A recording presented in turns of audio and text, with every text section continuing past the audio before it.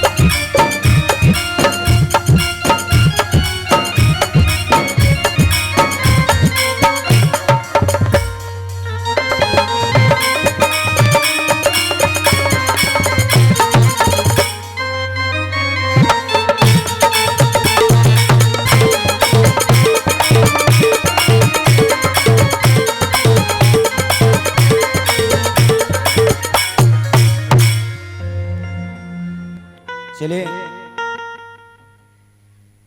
शिवेश भैया का और अनुपमा जी का। तो हमारे ऐसा लगता है कि बिहार में लगभग 20 चैनल हो गए जहां से आपके मिलियन में जाते हैं, लेकिन मेरा एक ही चैनल है, वो है हमारे संतोष म्यूजिक ग्रुप। और हमारे और संगीता जी का भी 10-5 मिलियन गया है। तो आइए जोरदार तालियां होनी चाहिए संगीता जी के लिए, जोरदार तालियां। आइए संगीता जी आपका स्वागत है। वाह